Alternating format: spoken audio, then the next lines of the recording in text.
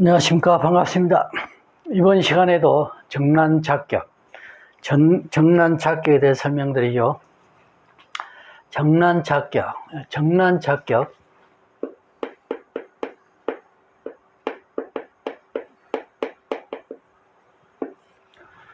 정란착격이란 무슨 의미냐? 정란차라는 것은 격은 이제 나중에 정란차라는 것은 뭐냐? 우리가 이제 정란차 어떤 저기에서는 우물포크라고 써놓은 데가 있죠. 우물포크라고 해석하는 게 있어요. 이것도 이제 틀린 말은 아니에요. 틀린 말은 아닌데 우물포크라는 의미는 아니고, 정이라는 것은 이제 우물정자죠. 우물정이면은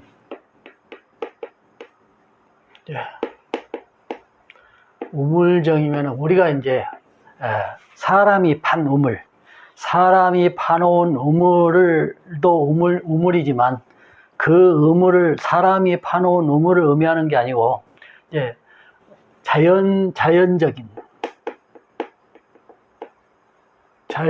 우물. 자연적 우물은 샘물, 우리가 이제 샘물이라고 그러죠. 이제 샘물은 어때요? 솟아서 흐르죠.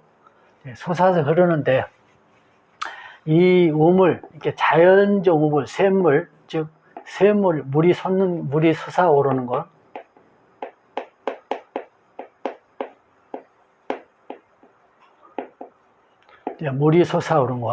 물이 솟아오른 곳이 이제 이 우물을 말한다.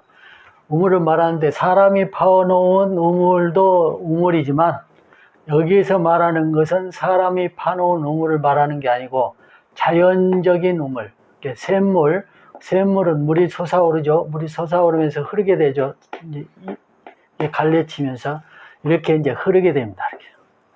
이렇게 흐르게 되죠. 이 갈래치기,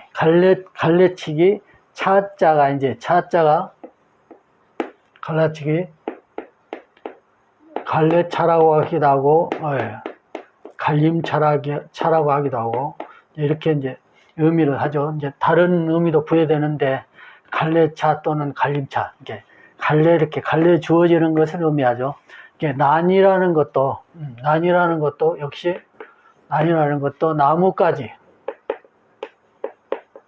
나무가지를 의미하는데, 여러 방면으로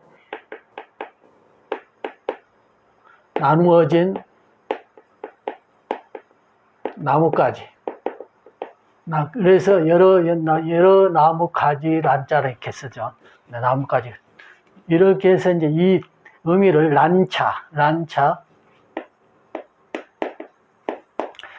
뭐냐? 갈래를 의미하겠죠. 갈래.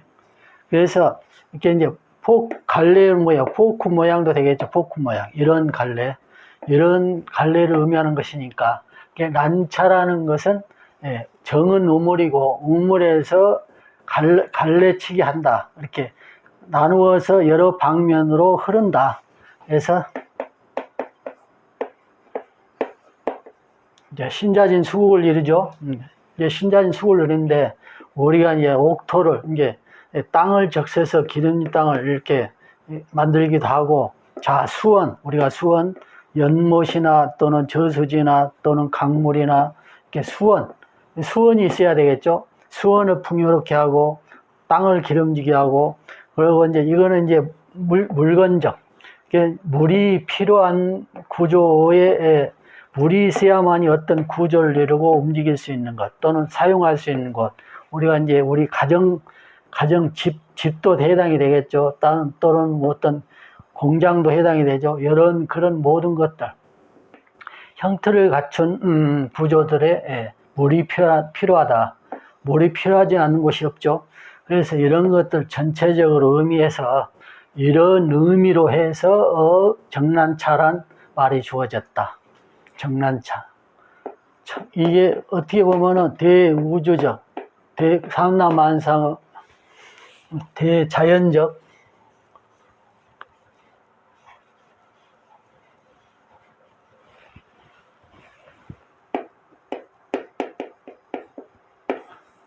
정난차죠. 정난차, 대자연적 순환, 대자연적 순환의 흐름의 바탕이기도 하죠. 그래서 물의 자원 또는 물의 흐름, 물의 이치 또는 물이 이 지구상에서 주는 우리 지구상에서 주는 대자원의 윤택성 이런 것을 의미하기도 하죠. 이게 정난차라는 의미가 이러한 차원으로 설명이 되어 있다. 그래서 이러한 차원에서 경일간이 우물을 표하는 것이고, 신자진 밑에 신자진 수국은 신자진 수국 이런 의미로 또 해석하기도 하는데, 경일간을 넣지 말고 그냥 우물, 대자연석의 우물로 시작된 흐름에 의해서 물의 융성함, 이게 옥토를 적시고 물의 융성함, 수자원의 융성함, 각종 물체 속에 건물이나 또는 우리 사람 사는 곳 또는 기타 여러 가지 어떤 물질적 속에서 자원, 나무도 물이 있어야 크는 것이고, 또 벽돌을 찍더라도 물이 있어야 찍을 수 있는 것이고, 도자기를 굽더라도 물이 필요해서 도자기를 굽을 수 있는 것이죠. 이런 것, 형틀적인 것, 틀적인 구조의 물의 필요성, 이런 것이 다 포함되어 있죠. 이렇게 해서 물의 자원의 흐름, 그런 의미에서 이런 정난이라는 글자를 넣어서 이러한 의미를 부여해서 정난차란 의미를 부여했다. 그래서 정난차격이다. 정난차격은 경일간만 해당이 된다. 정난차격은 경일간만 있다. 다른 9가지의 정간은 정난차격이라는 것이 없다. 오로지 경일간에만 주어져 있다. 경일간이 신자진 수국을 보면은 정난차격이다.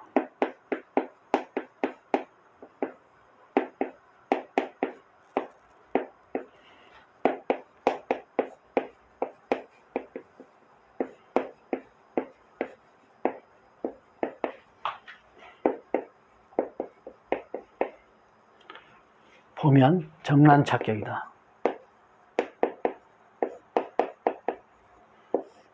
자, 경일간이 신자진 수국을 보면 정난차격이다.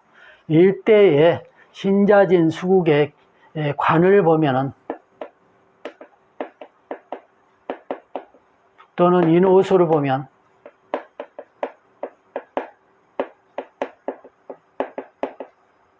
파격이다.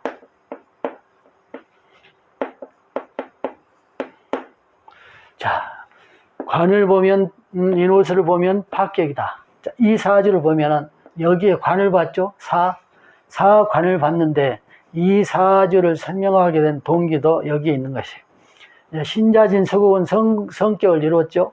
그러면서 여기에 사를 보게 돼요. 사면 관이죠. 관. 그러면 바로 파격이 돼야 되는데 전 시간에 말한 오시를 봐서 파격이 됐죠. 이 사주는 오자를 봐서 파격이 돼서 그대로 파격으로 논했는데, 이 사주는 어떤 구조냐? 관을 봤으니까 바로 파격으로 주어야 되는데, 여기에 신사합이죠, 합.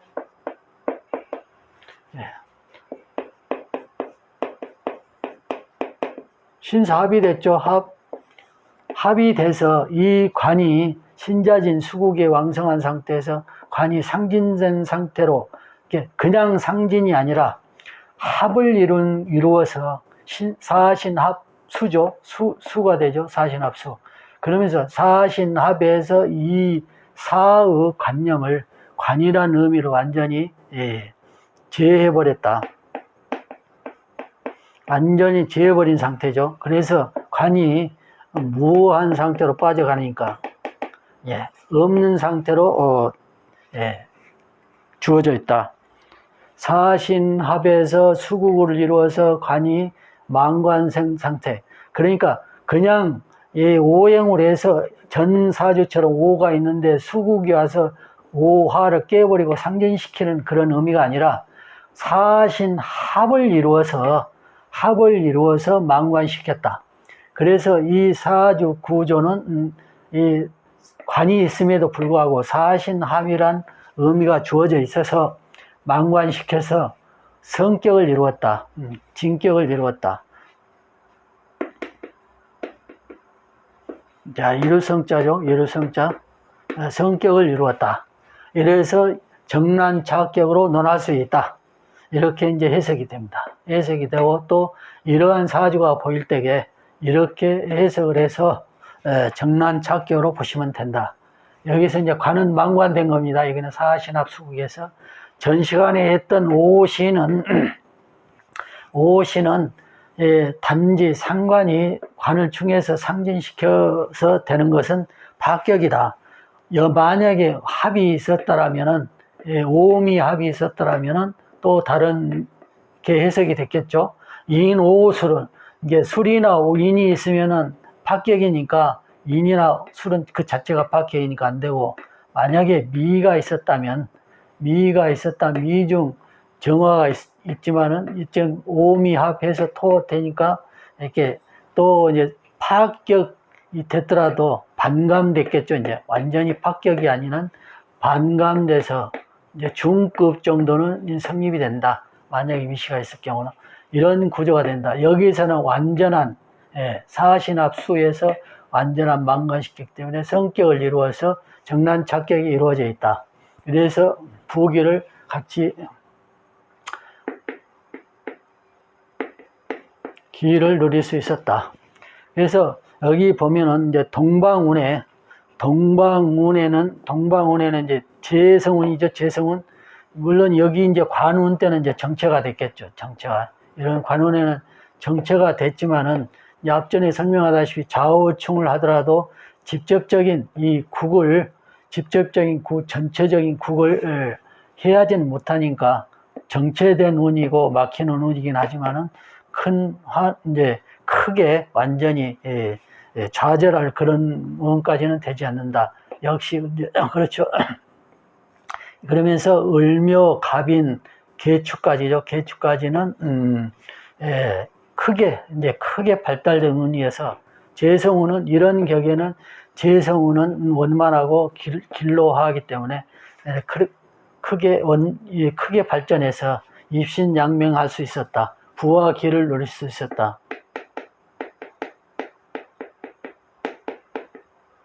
입신양명이죠. 이렇게 할 수 있었다. 그래서 이 사주 구조라는 게 너무 다양하기 때문에 이런 구조, 또 완전한 파가 될 수 있는 요지가 없는 그런 구조, 또 오시가 주어져서 완전 파격을 이룬 구조, 또는 이 오자가 이제 월지가 있을 수도 있고 일지가 있을 수도 있고 연지가 있을 수도 있겠죠. 이렇게 했을 경우 이런 통변적 또는 통관적 이런 것을 우선적으로 보지 말고 격의 조건과 전 시간에 했다시 인호수를 보거나 관을 보거나 이러면 파격이 주어진다. 신자진수를 본다. 그 원리는 인호수를 요합해 와서 신자진이 인호수를 요합해 와서 재관인을 삼는 구조다. 이런 이치적 격의 이치, 우선 구조의 오행 관계를 먼저 보지 말고 격의 조건, 격의 이치 그걸 먼저 논해서 그 다음으로 이제 파격이 주어지는 거, 파격이 주어지는 자가 있더라도 사신 합해가지고 해구된 거, 이런 원리까지 다 하나하나 해득하면은 하나 어려울 게 없다. 물론 어떻게 보면은 어렵게 느껴질 수도 있어요. 이런 원리부터 해가지고 이제 원리부터 있는데 천천히 생각하면은 천천히 우리 주변에 있는 사물관을 이렇게 비교를 해가지고 우리 사물과 비교를 해가지고 천천히 구조를 생각하면은 어려울 게 없다. 대자연은 인간에게 늘 가르침을 주고 있기 때문에 탐구하면은 어려울 것이 없다. 특별한 사람만이 이런 것을 잘할 수 있는 것이 아니다. 누구나 노력하고 탐구하면 우리 대우주 대자연은 이 삼라만상 이렇게 다 갖추어져 있는 삼라만상 속에서 살아가는 인간은 이런 이치들을 알 수 있게 된다. 그것은 얼마나 우리가 지성을 갖고 하느냐, 또 의심 없이 하느냐.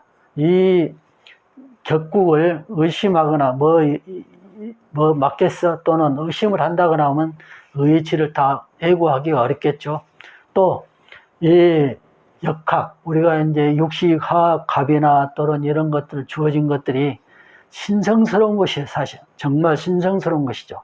이것은 그냥 주어지는 것이 아니라 대자연의 이치이기 때문에 우리 인간이 사실 신성스럽게 여겨야 되는 것인데, 어떻게 이제 많은 세월 속에 또는 이게 지금 많이 오염된 것 같아요. 요즘에 보면은. 그렇지만은 모든 사람들이 또 이것을 배우신 분들이 어떻게 보면 노력들을 많이 하시고 계시는데, 그래도 어찌됐든 이런 것들은 신성시 해야 된다. 우리가 이제 종교적 신성시가 아닌 스스로 마음가짐 속에서 신성스럽게 여겨야 된다. 그래서 대우주 만물, 우리 천지인의 그 사상 속에서, 우리 음양오행 사상 속에서 우리가 이런 하나하나 것들을 대자연의 이치를 담은 것들이니까 하나하나 신성스럽게 여겨가면서 하나하나 해오게 가면은 이렇게 쭉 가면서 사주를 이제 막상 이렇게 배우고 나서 이렇게 사주를 딱 풀려고 보면은 사실 깜깜할 때가 있어요. 저도 그걸 다 경험했습니다. 다 내가 이제 격국을 다 이렇게 공부를 하고, 아, 이제 나는 잘 볼 수 있어. 그래가지고 사주를 딱 하나 갖다 놓고 이제 다른 사람한테 요구해서 사주 한번 봐봐라 해서 딱 사주를 주니까 그렇게 자신이 있던 것이 사실 안 보여요. 캄캄해. 그러면 그대로 말해야 되느냐? 아, 이거 어렵다. 이렇게 하지 말고 계속 틈나는 대로 반복 연습. 또 하고 또 하고 또 하고, 생각나면 또 하고 생각나면 또 하고, 또 시간이 있으면 또 보고 책 보고 또 이런 이제 요즘에는 영상들이 많죠. 영상에서 이제 우리 격국을 배우는 중이니까 격국에 관한 영상들이 있으면 보고 그분이 그것을 제대로 설명을 하셨든 안 하셨든 또는 잘못 설명을 했든 안 했든 다 도움이 되는 것이니까 그런 것들이 있다라면 보고 또 보고. 그래도 가장 큰 도움이 되는 것은 요즘에 이제 정통 명리 해설 책들이 있죠. 정통적으로 해놓은 거, 뭐 연애자평이나 명리정정이나 적천수나 이제 그 약간 다른 부분들이 있지만은 그것이 서로 다른 해석들이 주어져 있다 하더라도 그런 것들을 끊임없이 복습하고 또 보고 하면은 거기에서 답이 나옵니다. 이 해설은 틀렸구나.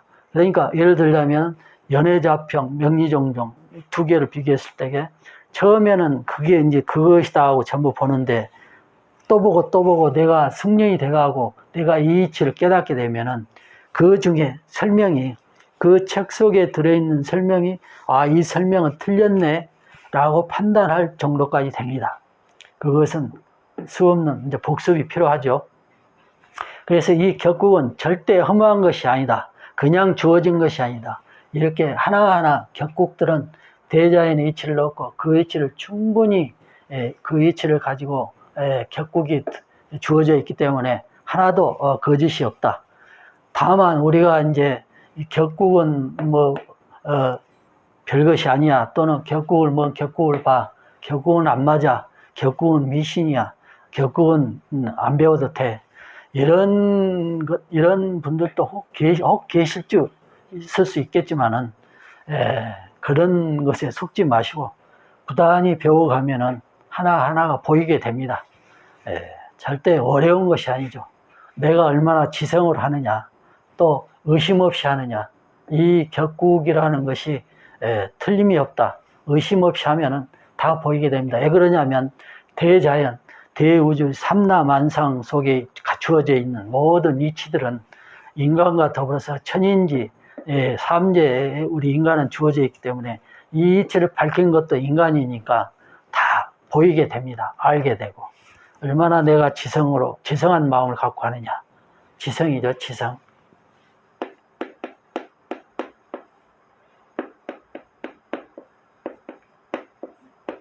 자, 이룰지 정상상.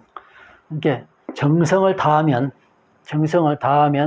예, 여러분들이 지금 처음 배우시거나 이미 많이 배우셨거나 또 이제 어느 정도 배우신 분이나 하더라도 저보다도 훨씬 나은 분이 될 수 있습니다.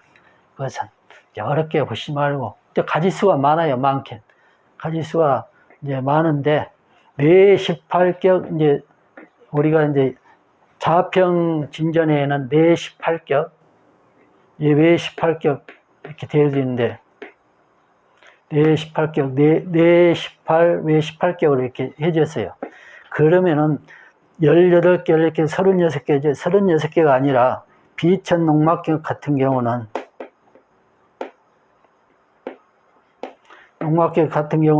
뇌 18격이 하나로 되었지만은 이게 4개가 주어져요. 4개가. 4가지로 주어지는데, 여기에서 4가지지만은 이 사주 구조가 수없이 많죠. 그러면 4가지지만 사주 구조는 수없이 많다. 이렇게 했을 때 비천농마 하면은 한 가지가 아니고 4가지를 종합해서 비천농마격이라고 한다. 이렇게 하나. 이게 정관격도 월지정관 앞전 시간에 이제 월지정관을 배웠는데,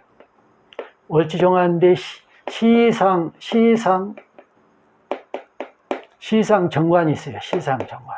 시상정관격도 있고, 우리가 이제 지금 여기서 재관인을 배웠죠.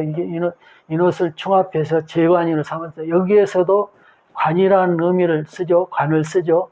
이것을 화국 중에 관을 쓰죠. 여기에도 정관이라는 의미가 주어져. 그러니까 이 정관격 하면은 월지 정관격이 있고, 시상 정관격이 있고, 잡기 재관격이 있고,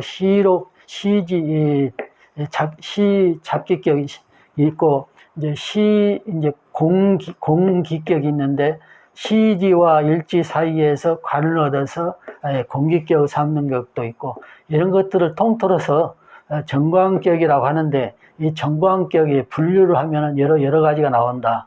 그렇지만 이 공기격이나 시상 정관격은 따로 격을 다뤄서 설명을 하고 있어요.